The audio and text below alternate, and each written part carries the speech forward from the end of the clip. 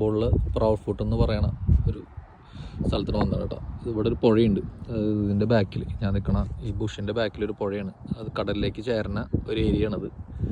അവിടെ വന്നത് അതൊരു ഹോട്ടലാണ് പ്രൗഡ് ഫുട്ട് എന്ന് പറയുന്നത്. ഇതൊരു ആംഗ്ലിംഗ് ക്ലബ്ബാണ്, ഫിഷിംഗ് ക്ലബ്ബാണ്. പിന്നെ ആ കാണുന്ന ബിൽഡിങ് ഒരു നഴ്സിംഗ് ഹോമാണ്. റെസ്പെക്റ്റ് എന്ന് പറയണ ലിൻഡോക്ക് എന്ന് പറയുന്ന ഒരു നഴ്സിംഗ് ഹോമാണ്. 200 റെസിഡൻസൊക്കെ താമസിക്കണ വലിയൊരു നഴ്സിംഗ് ഹോമാണ്. അതിൻ്റെ അപ്പുറത്തൊരു സെംസ്റ്റേരി ഉണ്ട്, നേരെ സെംസ്റ്റേരിയാണ്.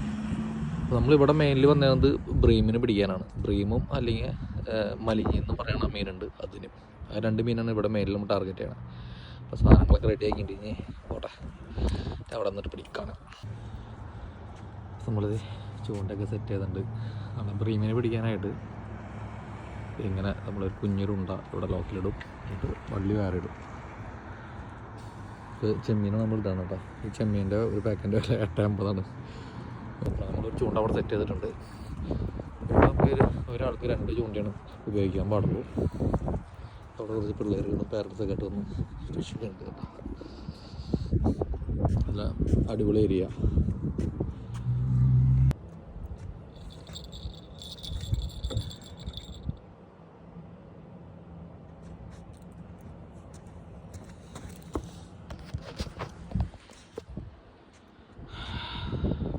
ഇതുമ്പോൾ കുറച്ച് നേരമായിട്ട് ഒരു മീൻ കിടന്ന് ഇങ്ങനെ കളിക്കണുണ്ട്. എന്തിട്ടാന്ന് അറിയില്ല. കണ്ടോ, നല്ല വലിയുണ്ട്. എന്തായാലും എടുത്ത് നോക്കാം. ഒരു മണ്ണടിച്ചു, കാണാൻ പറ്റുമെന്ന് അറിയില്ല.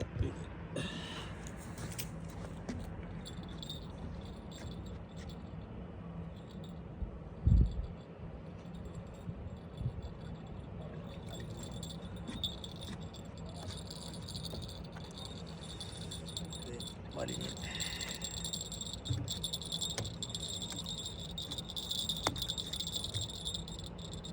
മണി വെച്ചിട്ടുണ്ടാകും. മണി കിടന്ന് അടിച്ചോണ്ടിരിക്കുന്ന കേട്ടോ. നല്ലൊരു മലിഞ്ഞ്. വീഡിയോയിൽ കാണാൻ പറ്റണമെന്ന് അറിയില്ല, വീഡിയോ വേറെ കാണിച്ച.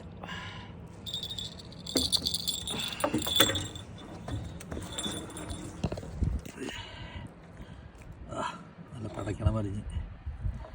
നിങ്ങളുടെ നാട്ടിൽ ഇതിനെ എന്തിനാ പറയാമെന്ന് വെച്ചാൽ നമുക്ക് കമൻറ്റ് അടിച്ചു കൊടുക്കാം. ഞങ്ങളവിടെ മലിഞ്ഞെന്ന് പറയാം. ഇംഗ്ലീഷുകാർ ഇതിനെ ഈൽ എന്ന് പറയും. ഷോക്കടിക്കുന്ന മലിഞ്ഞെന്നല്ല, നമ്മുടെ നാട്ടിലെ പുഴയിലുണ്ടാവുന്ന മലിഞ്ഞീന. നല്ല ടേസ്റ്റുള്ളതാണ്. അതിന് അച്ചാറിടാനൊക്കെ അടിപൊളിയാണെന്ന് പറഞ്ഞു കേട്ടിട്ടുണ്ട്. പിന്നെ ശ്വാസം മുട്ടുള്ളവർക്ക്, അങ്ങനെ ആസ്മ ശ്വാസം മുട്ടുള്ളവർക്കൊക്കെ നല്ല അടിപൊളി മീനാണെന്ന് പറഞ്ഞു കേട്ടിട്ടുണ്ട്.